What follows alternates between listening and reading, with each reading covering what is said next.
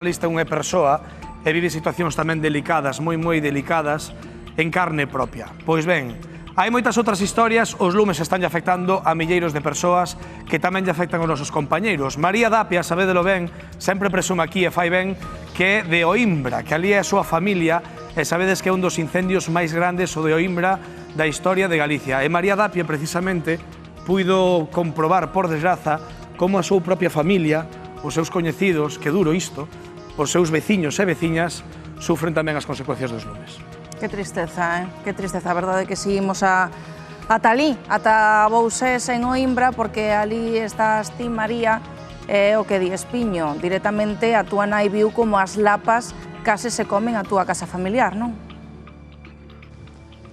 Si, foi tarefa máis que complicada protexer as vivendas. De feito, xa estades vendo, aínda fumea e moito a moi poucos metros da primeira casa. Para que vos fagades unha idea, a miña casa, a casa familiar, é a terceira, está xusto detrás desa segunda que vedes, pero non só a nosa casa familiar correu perigo, senón a de todos os veciños desta aldea, porque houve un momento no que o lume rodeaba completamente todas as vivendas. De feito, estades vendo aí ao fondo que está volvendo a arder, nalgúns puntos volves a estar reactivando. O maior problema foi o vento, que aínda está soprando hoxe, que movía as faíscas dun lado e outro, e dicían os veciños que cando acababan de apagar aquí, unha faísca voaba para outro lado e comezaba a arder daquel lado. Pois foron momentos especialmente difíciles, non está sendo nada fácil para min contarvos isto desde aquí, vendo toda a destrucción que deixou este lume.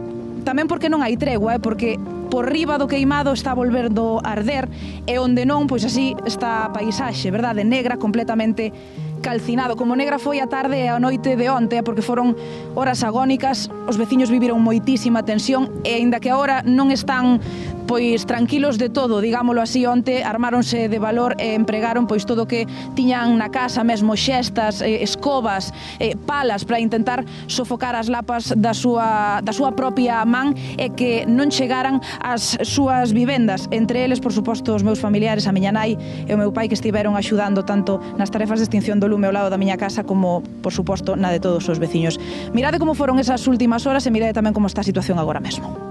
Madre mía, chicos, que se nos mete o lume no pueblo.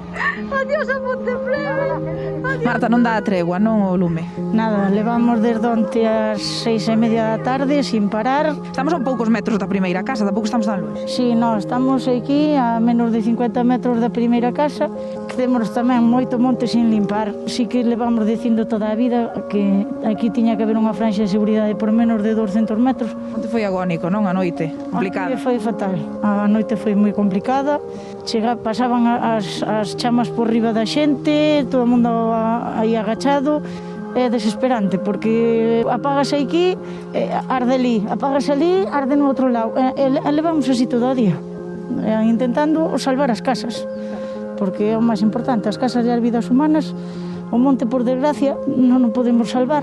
O problema é que o aire estuvo moi cambiante, entonces parecía que o lume iba para baixo, que salvábamos o pueblo, logo veu para arriba, viñase outra vez cara aquí, era horrible, horrible, horrible. Unha situación, de verdad que unha cousa é ver nas noticias que impón un montón, pero vivilo na piel, horroroso. Cos veciños intentando apagar as lapas no outro punto da aldea, que se declaraba aí tan só uns minutos, aquí nunha das entradas, xusto na entrada que dá acceso á aldea desde Portugal, pois aínda quedan moitas mostras, aínda hai restos, ese fume, tamén ese olor característico do ardido nas últimas horas. E o máis preocupante, quero que o vexades, é a pouca distancia que hai de onde rematou ese incendio ás primeiras casas. Calculámoslle máis ou menos uns 6 metros, unhas lapas que desde logo tiveron coa alma en vilo, polo menos os veciños desta zona. Llegamos, intentamos pararlo, pero imposible. Estuvo muy cerca de las casas, ahí de Juan, de la mía, de todo, pero bueno, lo paramos. Mira para allí, solo tienes que verlo, mires donde mires, está negro. Y esperemos que se acabe ya. Pasámoslo con angustia que non vexes, porque vexei que as llamas encima da casa, a ver.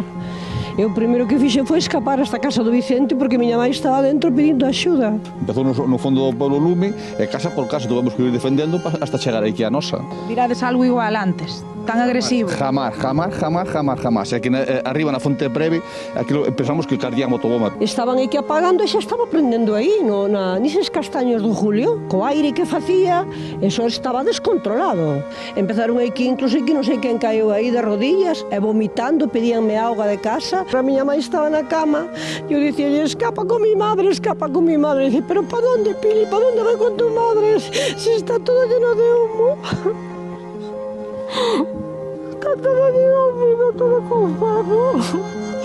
Eu tampouco quería deixar estos solos, pero estaba miña mãe con 90 anos, a pobre non se enterou de nada. É todo cheo de llamas e ardendo. A miña mãe, que está aquí comigo, é desta aldea de Bousés, e quero que me contes, mamá, como pasastes na tarde de onte.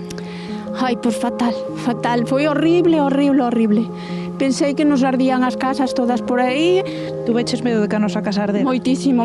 Chorei moitísimo toda a tarde porque creín que nos ardía todo. E como estades? Home, pois hoxe aínda nerviosos, pero xa máis tranquilos, porque por lo menos as casas xa non corren peligro. Pero pasei non moi mal.